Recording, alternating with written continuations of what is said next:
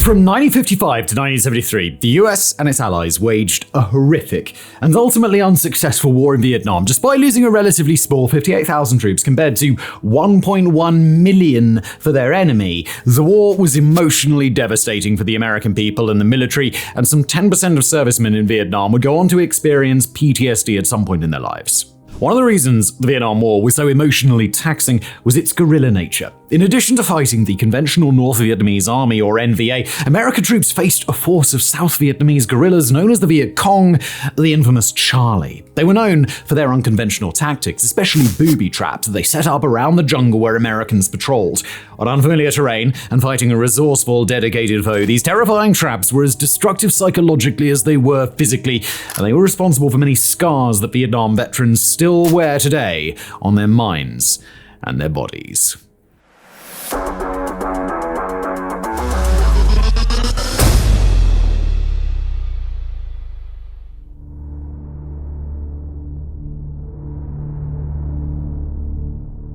Puni Sticks represented a simple but effective booby trap for the Viet Cong. Though rarely lethal, they arguably hampered the American war effort more than death, in part due to the psychological terror that they produced in the troops. While there were many different designs, a booby trap of Puni Sticks was essentially a hole filled with bamboo spikes. When burned, the bamboo could be sharpened to a point capable of puncturing standard military boots and even tougher jungle boots. In many cases, the hole featured spikes pointing up as well as spikes on the side of the hole angled downwards. The result was that the unfortunate soldier was essentially stuck in the hole, incapable of removing his leg without causing further damage. This halted the whole unit, since they'd have to stop to dig him out rather than simply evacuate him. To make matters worse, the Viet Cong usually poisoned the spikes. And no, they didn't do it with tree frog venom or something equally Hollywood.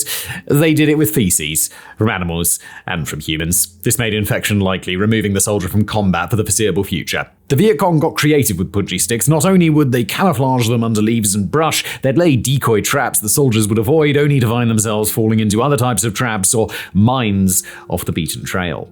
The spikes were also attached to wires and tilt boards that deployed them with force in order to spear soldiers. A popular strategy was to cover clearings of grass with camouflage Puni Stick traps. When a helicopter would land, a Viet Cong unit would fire on the American soldiers, who would scatter through the clearing, snaring themselves on the traps in the process. In fact, the helicopter itself could even fall victim to Puni Sticks measuring 6 feet or 2 meters long, hidden in tall elephant grass. They were strong enough to puncture the hull of the aircraft and damage it or injure its passengers.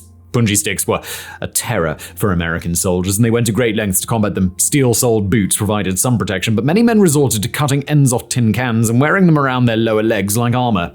Despite their efforts, the simple bamboo sticks proved a powerful weapon for the Viet Cong, accounting for a whopping 2% of all wounds suffered by American soldiers. Just before we continue with today's episode, I want to talk to you about something special. It is one of my favorite sponsors, and that would be Sheath Underwear. I've got a pair in my hands right now. I'm also wearing a pair.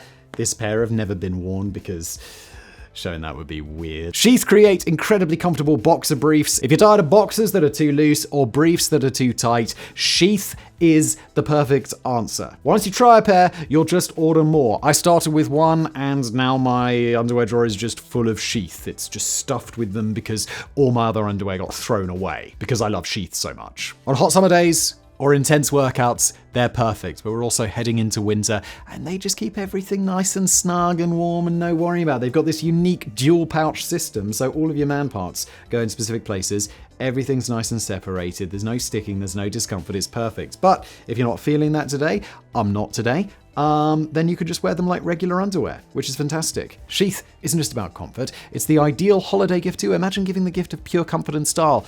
If my wife bought this for me, I'd be like, thank you, wife. That's a perfect gift. So think about that, eh? Additionally, they've launched a new bamboo women's line. So, gentlemen, maybe a gift for your lady. But that's not all. They also have base layers for those chilly winter days. Stay cozy while braving the cold. I haven't got those, but now I desperately want them. Sheath, make it happen. Don't hesitate. Visit sheathunderwear.com and get the most comfortable underwear you'll ever wear. And here's a gift. Use the promo code Sideprojects for an exclusive 20% off your order. You can find the link in the description below. Check it out. As again, it's sheathunderwear.com, code Sideprojects. And now back to today's video.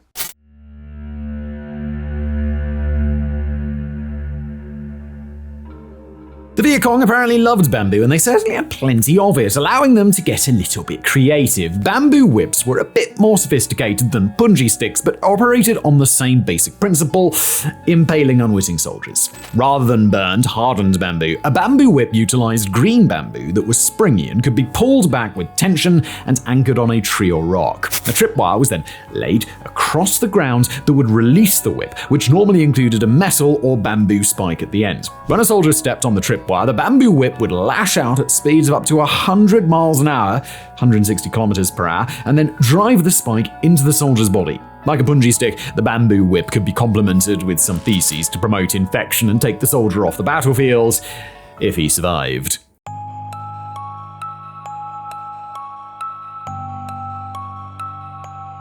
Like a punji stick, a cartridge trap was a hidden trap placed in a hole in the ground covered with leaves and brush to camouflage it. Inside the hole, the Viet Cong placed a small arms round inside of a tube made of, you guessed it, bamboo. The round rested on a nail stuck into a wooden board, acting as a makeshift firing pin. When a soldier stepped on the trap, it pushed the round down into the nail, igniting it and firing the bullet upward into the soldier's foot. Large caliber rounds were sometimes lethal, but smaller traps, nicknamed toe crackers by American troops, only caused severe injury to the foot or lower leg. Nevertheless, this was enough to slow down a unit moving through the jungle, and it created the perfect opportunity for an ambush as soldiers rushed to help their wounded comrade. Plus, the foot injuries often led to permanent disability.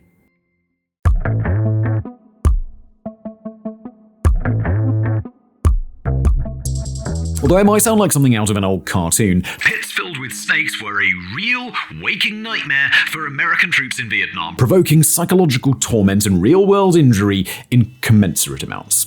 Camouflaged like other traps, an unwitting soldier could fall into a pit of snakes, usually bamboo pit vipers, cobras, or the Malayan crate, and come face to face with their fangs. Nicknamed two steps by American troops because that's how far you'd make it after a bite, these snakes ended up being the most used biological weapon of the Viet Cong in NVA. Aside from pits, they tied them to bamboo spikes in their tunnel network, so the US tunnel rats tasked with clearing them of mines had to be extra careful. In fact, Vietnamese soldiers even carried pit vipers around in their rucksacks. This meant that any American servicemen who went digging around it would end up regretting that decision.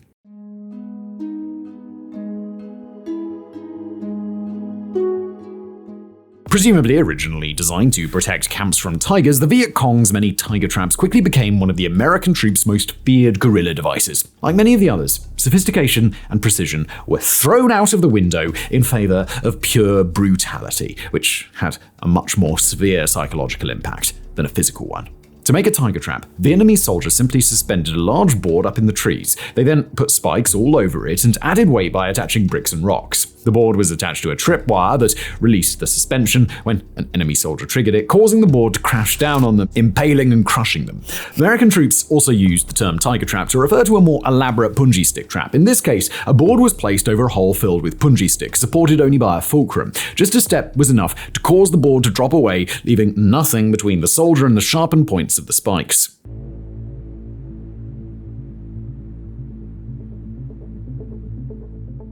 The MacGyver-esque ingenuity of the Viet Cong and NVA with their traps is best seen in the seemingly endless way they turned basic grenades into terrifying surprises in the jungle.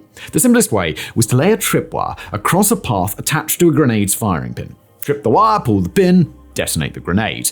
A more sinister design involved pulling the grenade's firing pin ahead of time and stuffing it down into a can that would hold the safety lever down. The tripwire simply pulled the grenade out of the can, releasing the safety lever. This gave the victim of a trap less time to realize they'd triggered it before the explosion. Grenades were also a favorite anti-helicopter trap. Like with soldiers, tripwires could be placed in helicopter landing zones that would detonate grenades or larger explosives. Another way was to take advantage of the winds produced by the helicopter's rotors. According to a Marine Corps report, the Viet Cong made a 13-year-old boy pull the firing pins from grenades and then deliberately wrapped the safety levers with strings attached to large pieces of paper. He then had to scatter these grenades in helicopter landing zones. When a helicopter hovered above the booby-trapped area, the wind from the rotors caught the paper like sails, pulling away the string with it and detonating the many grenades. However, the weirdest grenade trap was arguably the so-called mud ball mine. In this case, the Viet Cong substituted mud for the can. They pulled the grenade's firing pin and encased it in a dried mud or clay that held down the safety lever. And you might be thinking this doesn't sound very safe, and that's because it's absolutely not. It didn't take much to crumble the dried mud, releasing the safety lever. They left these grenades all over the floor of the jungle, and it didn't even take a direct step to set them off. Enough nearby movement could jostle the firing pin free and injure several soldiers at once. Plus, the mud served the dual purpose of camouflage. Mudball mines were nearly impossible to pick out, even for experienced soldiers, and they left American troops fearing every step that they took.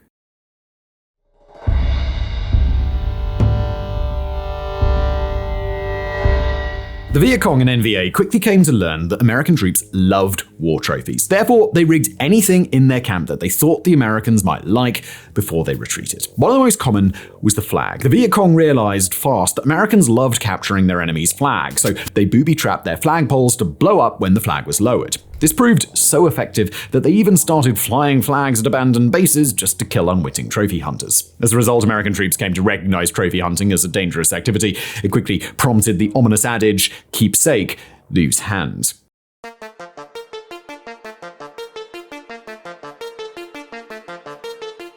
The Mace is both the most obvious and most terrifying of all the booby traps used in the Vietnam War. The Viet Cong made makeshift maces out of anything that they could find, the round core being formed of wood, metal, or even straw.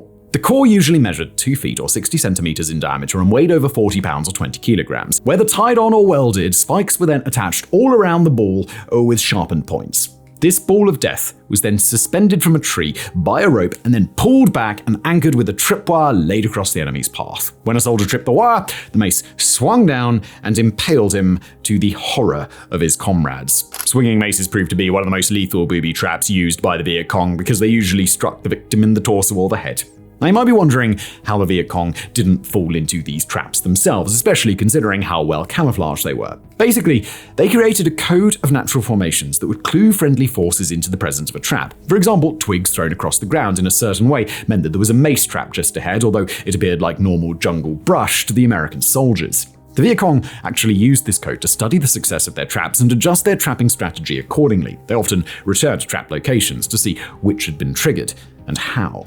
To a certain extent, US sappers picked up and learned these codes. They were sometimes even able to use the codes against the Viet Cong, creating fake trap corridors that altered enemy troop movements or removing the warning codes, causing the enemy's soldiers to fall into their own traps. Generally though, the Viet Cong kept the system one step ahead of their enemy, and booby traps remained a powerful physical and psychological factor throughout the war.